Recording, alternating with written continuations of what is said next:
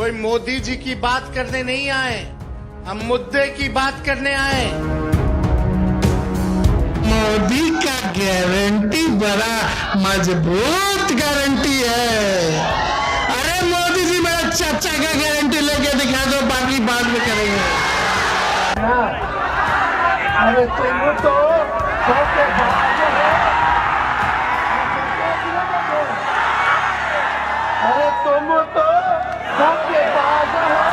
इसमें लिखे हैं हम परिवर्तन पत्र में और करेंगे। 10 साल से भारत सरकार और 15 साल से उन्हीं लोगों का सांसद, बताइए दिल पे हाथ रख के बताइए कि गरीबी खत्म हुई है, गरीबी कम हुआ या बढ़ा है? आप बताइए शिक्षा व्यवस्था सुधरी है? आप बताओ कितना नौजवान हाथ खड़ा करके बताओ अभी भी बेरोजगार है, हाथ उठा करके बताइए। नमस्कार, मैं रवीश कुमार। रैली रिपोर्ट में आपका स्वागत है। तमाम सर्वे बीजेपी की जीत का ऐलान कर रहे हैं। यह भी बता रहे हैं कि बीजेपी का वोट बैंक अपनी जगह स्थिर है। किसी भी बड़े बदलाव के लिए जरूरी है कि बीजेपी के 40% के वोट में दरार आए और विपक्ष का वोट एक जगह संगठित हो, एक जगह जमा हो। जमीन पर विपक्ष के नेताओं के सामने दो बड़ी चुनौतियां हैं: अपने सहयोगी दलों के आधार वोट बैंक को समेटना और बीजेपी से वोट हथियाना। दोनों ही काम आसान नहीं है।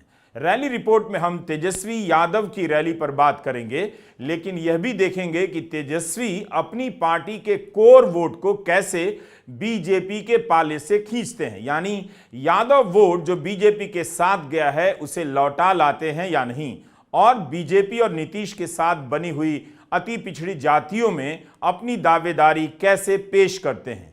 हेलो कि हरियर का मछिया से बनो है मुरठवा, अरे देखो ही में लगो हो कोई जादो जी के बेटवा, कि लहर नहीं अबरी ललकार होतोगे, अब बिहार में तेजस्वी सरकार होतोगे। आरजेडी गाने की एक पूरी धारा यूट्यूब की दुनिया में विकसित हो चुकी है। राजद का चुनाव चिन्ह लालटेन है, मगर कई गानों में हरा गमछा को भी राजद का प्रतीक बनाया गया है। मेहनतकश समाजों में गमछा बांधने और रखने की परंपरा तो है ही, लेकिन इसका संबंध एक जाति से भी है, क्योंकि गौपालन के काम में गमछे का होना बहुत जरूरी होता है। क्या इन गानों को पार्टी की तरफ से प्रोत्साहित किया जा रहा है या अपने आप गायकों ने इन्हें बनाया है? इसका जवाब हमारे पास नहीं है, लेकिन सरसरी निगाह से देखने पर लगता है कि राजद ने अपनी राजनीतिक संस्कृति को फिर से संगीतमय बनाने की कोशिश की है, ताकि उसका जो आधार, खासकर यादव मतदाताओं का आधार है, बीजेपी की तरफ खिसक गया था, उसमें तेजस्वी के लिए आकर्षण पैदा किया जाए। अगर आप YouTube पर आरजेडी लिखकर सर्च करते हैं तो सबसे पहले यही गाने रिजल्ट में आते हैं। ये गायक खुद को लालूवादी कहते हैं। कई गायकों के नाम यादव हैं। इन्हें मगही, भोजपुरी और हिंदी में गाया गया है। इन गानों के जरिए एक बार फिर राजद अपने कोर वोटर को बांधने का प्रयास करती नजर आ रही है। जमुई की सभा में तेजस्वी भी भाषण देते वक्त संगीतमय हो गए। अरे तुम तो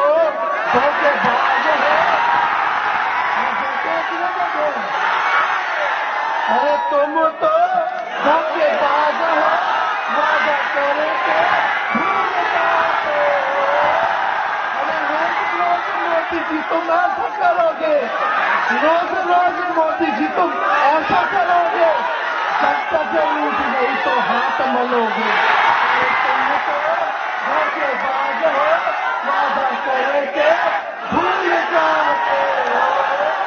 अब यही है असली चेहरा भाजपा का, यही है। जाहिर है किसी भी रैली के पहले उसमें बजने वाले गानों का बहुत बड़ा रोल होता है। हर पार्टी की रैली में गानों की अलग अलग परंपरा आपको दिखेगी।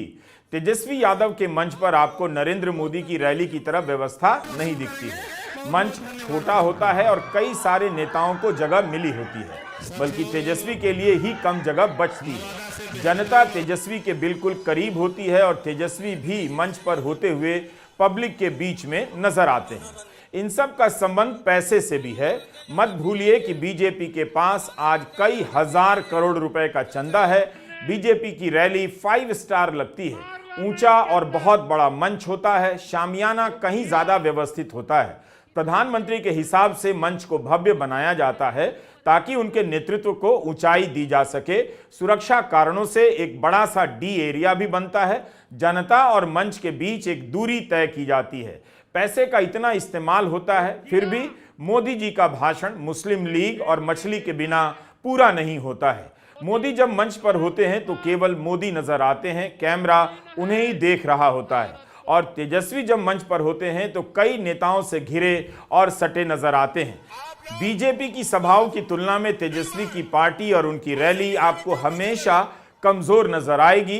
तेजस्वी को भी मालूम है मुकाबला सिर्फ लोग से कर सकते हैं।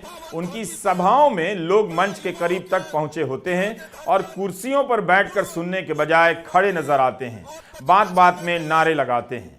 हमें यह नहीं भूलना चाहिए कि बीजेपी के पास केवल इलेक्टोरल बॉन्ड से 8200 करोड़ का चंदा है। इसमें आप इलेक्टोरल बॉन्ड और अन्य ज्ञात सोर्स को जोड़ दें तो बीजेपी का करीब 13,000 करोड़ का फंड हो जाता है। 13,000 करोड़ वाली पार्टी बीजेपी की रैली के सामने तेजस्वी यादव की रैली गरीब की रैली लगती है। कोई तुलना नहीं है। फर्क यह है कि तेजस्वी की रैली में आई जनता झूमती लगती है। मोदी की सभा में बिठाई गई जनता अब थकती नजर आ रही है, लाई गई लगती है, जिसे भाषण के खत्म होते ही घर जाने की फिक्र लगी होती है। हाथ उठा करके बताइए, और यहाँ कितने लोग किसान हैं वो भी हाथ उठाइए।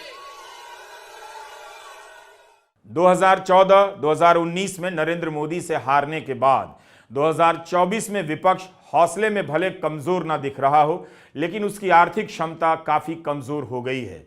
कई प्रकार के हथकंडों को अपनाकर विपक्ष के राजनीतिक मानव संसाधन को हड़प लिया गया है। केवल राष्ट्रीय और राज्य स्तर के नेता यानी सांसद और विधायक ही नहीं, जिन एजेंसियों के डर से बीजेपी में इनका पलायन हुआ है, उनके कारण भी स्थानीय स्तर पर विपक्ष के मजबूत स्तंभ रहे कार्यकर्ताओं भी बीजेपी में जा मिले हैं। बीजेपी के 400 पार के नारे लगने लगे हैं और इधर विपक्ष के 400 सांसद विधायक बीजेपी में चले गए हैं। अच्छी बात है कि लोग राजद की रैली में आ रहे हैं, लेकिन क्या वो बीजेपी नीतीश के गठबंधन के उम्मीदवारों को हराने के लिए काफी हैं? तेजस्वी को बोलते देख नहीं लगता कि वे हार को निश्चित जान हताश हैं, बल्कि विजेता की तरह जनता से संवाद कर रहे हैं। मोदी जी तो हर 5 साल पे आते, नवादा आए थे, नवादा आए, उससे पहले कब आए थे?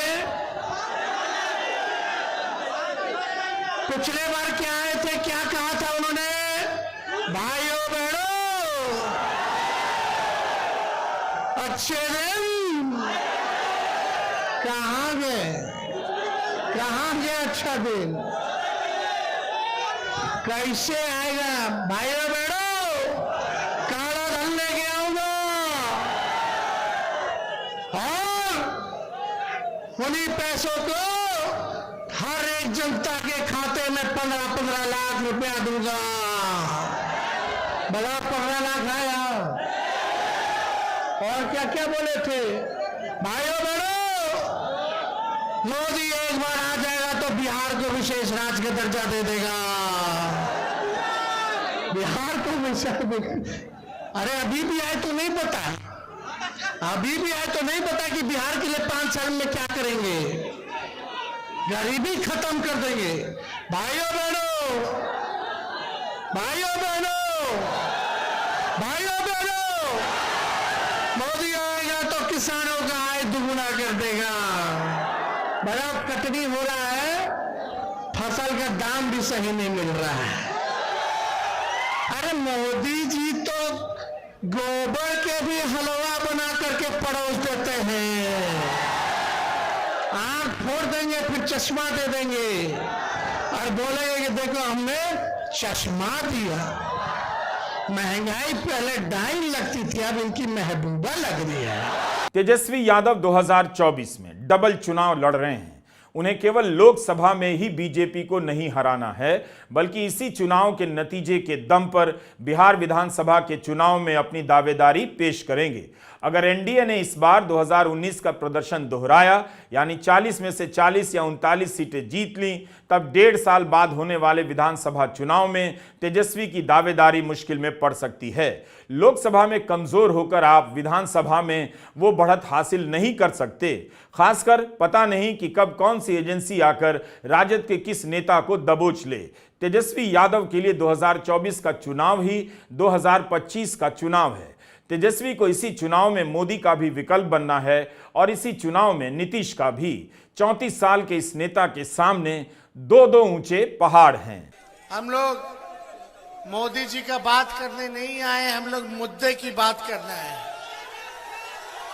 हम लोग विपक्ष में हैं और विपक्ष का दायित्व बनता है कि हम सवाल उठाएं, अपनी बात को रखें और प्रधानमंत्री से सवाल करें। जितना विपक्ष का ही अधिकार है, उतना आम जनता का भी अधिकार है कि वो अपने प्रधानमंत्री से सवाल कर सके कि आपने 10 साल तक जो है क्या किया है। आप हिसाब दीजिए। सुनिए, मुद्दा क्या होना चाहिए? सबसे बड़ा दुश्मन क्या है नौजवान भाइयों का, बताओ तो जरा। कितने लोग यहाँ बेरोजगार हैं, जरा हाथ उठा करके बताइए। और यहाँ कितने लोग किसान हैं, वो भी हाथ उठाइए। आप एक किसान वर्ग से हम सवाल पूछेंगे और एक नौजवान वर्ग से पूछेंगे। मोदी जी ने क्या कहा था जब पिछली बार आए थे? तो अब तो 5 साल बाद चुनाव में ना आए हैं, इससे पहले भी चुनाव में आए थे। आप लोग बताइए नौजवान भाई, मोदी जी ने कहा था कि नहीं कहा था कि 2 करोड़ सरकारी नौकरी जो है वो देंगे? बोला था कि नहीं बोला था? क्या आप जानना नहीं चाहते मोदी जी ने कितनी नौकरियां दी? अरे मोदी जी, जब तू आयल रहा तो आपने पिछले चुनाव में ही कहा था, भाइयों बहनों, मोदी आएगा तो 2 करोड़ नौजवानों को हर 1 साल नौकरी देगा। किसान भाइयों को क्या बोला था मोदी जी ने कि 2022 तक सभी किसान भाइयों का जो है आय दुगुना कर देंगे। अभी हम हेलीकॉप्टर से घूम रहे हैं, इससे पहले हम सड़क से घूम के गए, देख रहे हैं अभी कटनी चल रहा है। लोग फसल काट दिए, लेकिन फसल का उचित दाम नहीं मिल रहा है। बताइए किसान भाई, आप जो दिन रात पसीना बहा के लू में भी काम करते हैं, आप अन्नदाता हो, पूरे देश का पेट आप लोग भरने का काम करते हैं। और यही मोदी जी ने कहा था कि उचित फसल का दाम देंगे, हर किसान भाइयों का 2022 तक आय को दुगुना करेंगे। एक काम हुआ? क्या बोलते थे मोदी जी, हमको काला धन लेके आएंगे, विदेश में पड़ा हुआ है, हर एक के खाता में 15-15 लाख रुपया देंगे। क्या हुआ? अरे मोदी जी जो है भाजपा पार्टी के हैं और बीजेपी का मतलब ही है बड़का झूठा पार्टी। अब मोदी जी झूठ बोलने में माहिर आदमी है। थाली में गोबर रखेंगे, बोलेंगे खा लो हलवा है। गोदी मीडिया में आप देखेंगे कि जो प्रधानमंत्री कहते हैं उसी लाइन पर डिबेट होती है और उसी लाइन पर विपक्ष को ललकारा जाता है। विपक्ष के सवालों पर कभी डिबेट नहीं होती और सरकार को नहीं ललकारा जाता। गोदी मीडिया शायद ही पूछता है कि बेरोजगारी पर क्यों नहीं बोलते हैं प्रधानमंत्री, धर्म पर ही क्यों बोलते रहते हैं। यह बात हैरान करती है कि 10 साल तक पूर्ण बहुमत से प्रधानमंत्री का कार्यकाल पूरा करने के बाद भी नरेंद्र मोदी के भाषण में काम से ज्यादा धर्म है। अगर उनके भाषण की कॉपी से धर्म, धार्मिक भावना, आस्था, मंदिर का निर्माण, पुराने मंदिर के आसपास के सुधार का जिक्र आप निकाल दें तो मोदी के भाषण से पहले पन्ने की कोई खबर बन ही नहीं सकती है। लेकिन मीडिया बार बार धर्म वाले हिस्से को लेकर हेडलाइन बनाता रहता है। आप देखिएगा 17 साल से डबल इंजन की सरकार है, कोई इस पे गरीबी पे चर्चा नहीं करता, शिक्षा चिकित्सा पे चर्चा नहीं करता, पढ़ाई दवाई कमाई सिंचाई सुनवाई कार्रवाई पे चर्चा नहीं होती है। तो मोदी जी आएंगे, बताएंगे कि ये कपड़ा पहनना चाहिए, ये खाना चाहिए, ये पीना चाहिए। अरे आप देश के प्रधानमंत्री हैं, आप प्रधानमंत्री, आपको यह सुनिश्चित करना है कि गरीबी हटे, हमारे देश में खुशहाली हो, हमारा गांव आगे बढ़े, बिहार के लोग तरक्की कैसे करें, पलायन कैसे रुकेगा। और मोदी जी तो हर 5 साल पे आते, नवादा आए थे, नवादा आए, उससे पहले कब आए थे, पिछले बार क्या आए थे, क्या कहा था उन्होंने, भाइयों बहनों अच्छे दिन, कहां गए, कहां गया अच्छा दिन, कैसे आएगा। भाइयों बहनों काला धन लेके आऊंगा और उन्हीं पैसों को हर एक जनता के खाते में 15-15 लाख रुपया दूंगा। बड़ा 15 लाख आया। भाइयों बहनों, भाइयों बहनों, भाइयों बहनों, मोदी आएगा तो किसानों का आय दुगुना कर देगा। बड़ा कटनी हो रहा है, फसल का दाम भी सही नहीं मिल रहा है। तेजस्वी और राहुल को केवल बीजेपी से नहीं लड़ना है, गोदी मीडिया से भी लड़ना है। उनकी बातें उनकी रैली में ही खत्म हो जाती हैं, अखबारों और चैनलों के जरिए आगे नहीं बढ़ती। विपक्ष कितनी बड़ी बात कह ले, किसी भी तरह से क्राउड में जोश पैदा कर ले, मगर वो अखबारों में वो जगह हासिल नहीं कर सकता जो नरेंद्र मोदी के लिए रिजर्व है। विपक्ष की हार सुनिश्चित करने में बीजेपी से ज्यादा मेहनत गोदी मीडिया और दिल्ली में बैठे जानकार कर रहे हैं। जनता के मुद्दों को गायब कर दिया गया है। विपक्ष कभी कभी दिख जाता है, समझिए उसे भी गायब कर दिया गया है।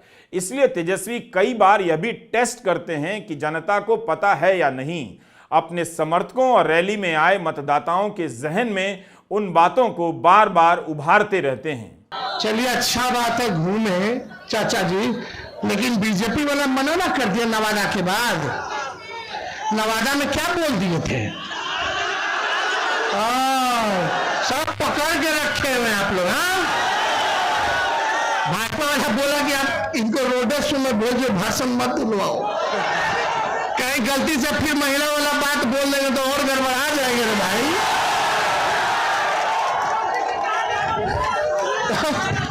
आपको लेख के लेख मिलेंगे जिसमें नरेंद्र मोदी की राजनीति और हिंदी के प्रयोग की तारीफ मिलेगी। इतनी तारीफ मिलेगी जैसे विपक्ष के नेता भारत में, खासकर बिहार में फ्रेंच में और राजस्थान में स्पेनिश में रैलियां करते रहे हैं। नीतीश कुमार का भाषण विशुद्ध हिंदी में होता था। वे नालंदा से आते हैं जहां मगही बोली जाती है, मगर नीतीश कुमार ने हमेशा ही हिंदी का प्रयोग किया। लेकिन तेजस्वी मौका मिलते ही भोजपुरी की छौंक लगा देते हैं। 2 दशक की राजनीति के बाद यह बिहार का पहला ऐसा चुनाव है जब नीतीश कुमार का भाषण नहीं गूंज रहा है। उम्र और दूसरे अन्य कारणों को लेकर चर्चाएं हो रही हैं, मगर नीतीश कुमार ने लंबे समय तक बिहार की राजनीति को भावुकता से अलग रखा। वे काम और तार्किक तरह से ही भाषण देते रहे, आत्मविश्वास से भरे रहे, भीड़ को ललकारने का प्रयास नहीं किया। 2014 के बाद नरेंद्र मोदी की भाषण शैली का जोर पकड़ता है, हुंकार भरने और ललकारने की शैली चल पड़ती है। इसके असर में नीतीश भी थोड़ा जोश पैदा करने की कोशिश करते हैं, मगर उनकी शालीनता हावी रह जाती है। बहुत ज्यादा बदलाव नहीं कर पाते हैं। नीतीश कुमार अपने आप को नहीं बदल पाए। लालू यादव के भाषण की अपनी अलग शैली है। लालू यादव ओरिजिनल हैं। वे ना तो जर्मनी के नेता से बोलना सीखते हैं और ना अमेरिका के नेता से। हुंकार लालू भी भरते थे, मगर अंदाज अलग था। कई नेता नरेंद्र मोदी के भाइयों बहनों की नकल कर लेते हैं, मगर लालू की नकल करना आसान नहीं। इस चुनाव में शारीरिक कारणों ने लालू यादव की वो शैली ले ली है जिसके दम पर एक रैली से कई इलाकों में जोश पैदा कर देते थे। तेजस्वी में लालू का असर दिखता है, लेकिन तेजस्वी अब ओरिजिनल नजर आने लगे हैं। तेजस्वी भोजपुरी भी बोल लेते हैं, लेकिन अभी भोजपुरी में उनके हाथ जरा तंग हैं। तो मोदी जी बड़ा तू चिल्ला चिल्ला के कहत रहला, का कहत रहला कि मोदी का गारंटी बड़ा मजबूत गारंटी है। अरे मोदी जी मेरा चाचा का गारंटी लेके दिखा दो, बाकी बाद में करेंगे। कि फिर पलटेंगे कि नहीं पलटेंगे, जरा गारंटी लेकर के दिखा दो। तो ये हम तो नहीं कहते, चलो क्या इतना हिम्मत तो नहीं थे मोदी जी के, 56 इंच का सीना बा, लेकिन हमारे चाचा के गारंटी ना ले सकिए। विपक्ष ने भी हिंदी को लेकर कई प्रयोग किए हैं। राजद के घोषणा पत्र को परिवर्तन पत्र कहा गया है और वादों को जन वचन। किसी भी भाषा के रसिक को जन वचन सुंदर शब्द लगेगा। इसमें एक किस्म की विनम्रता है और जवाबदेही भी। राजद ने अपने घोषणा पत्र में आर्थिक अवसर के साथ साथ गरिमा को भी जोड़ा है। न्याय, गरिमा, आर्थिक अवसर, इनके बिना नागरिक का जीवन संपूर्ण नहीं हो सकता। मगर विपक्ष के घोषणा पत्र में गोदी मीडिया को ना तो वादे दिखते हैं और ना हिंदी का अलग प्रयोग। भारत की राजनीति में मैनिफेस्टो, घोषणा पत्र को अलग अलग नाम से पुकारा गया। संकल्प पत्र, वचन पत्र कहा गया, मगर इस बार कांग्रेस ने न्याय पत्र और राजद ने परिवर्तन पत्र कहा है। बीजेपी संकल्प यात्रा निकाल रही है, जनता से संकल्प लेने को कहती है, जैसे पूरा नहीं हुआ तो दोष उसी का होगा। राजद जनता को वचन दे रही है, एक तरह का करार कर रही है। कांग्रेस और राजद दोनों का थीम इसी पर है कि बदलाव कैसे करना है और लोकतंत्र को कैसे सुनिश्चित और बेहतर करना है। अगर हमारी इंडिया अलायंस की सरकार बने तो देश भर में 1 करोड़ नौजवानों को नौकरी, सरकारी नौकरी हम लोग देने का काम करेंगे। 1 करोड़ नौकरी पूरे देश में। पूरे देश में 30 लाख नौकरियां जो है रिक्त पड़ी हैं, उसको तो भरेंगे ही भरेंगे, लेकिन 70 लाख नौकरी का जो है पदों का हम लोग सृजन करेंगे। आप लोग जानते हैं नौकरी, बेरोजगारी सबसे बड़ा हम लोगों का दुश्मन है। आज भाजपा के लोग इस पर कोई चर्चा नहीं करते। 2 करोड़ हर साल उन्होंने नौकरी का वादा किया था, लेकिन हम लोग सच्चे लोग हैं, जो कहते हैं वो करके दिखाते हैं। तो पूरे देश भर में 1 करोड़ लोगों को हम लोग जो है सरकारी नौकरी देने का काम करेंगे। 24 जन वचन को जनता के बीच रखते हुए तेजस्वी ने वादा किया है कि 15 अगस्त को केंद्र में 1 करोड़ नौकरियां दी जाएंगी। 30 लाख पद रिक्त हैं, 70 लाख पदों का सृजन होगा। कांग्रेस ने भी 30 लाख पदों को भरने का वादा किया है। कांग्रेस और राजद का घोषणा पत्र आसपास का है।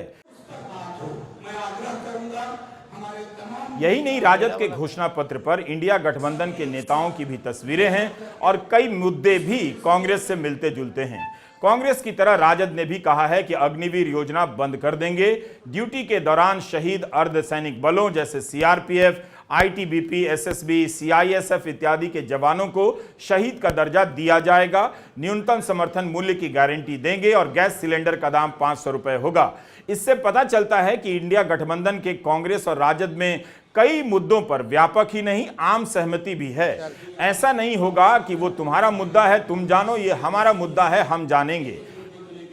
कांग्रेस की तरह राजद ने भी हर साल गरीब परिवार की महिलाओं को 1 लाख रुपए देने का वादा किया है। अब अगर यही वादा नरेंद्र मोदी कर दें तो 10 दिनों तक अखबारों में हेडलाइन रहेगी। पूरी कोशिश होगी कि एक एक वोटर को पता चल जाए, लेकिन विपक्ष के इस वादे पर गहरी चुप्पी है।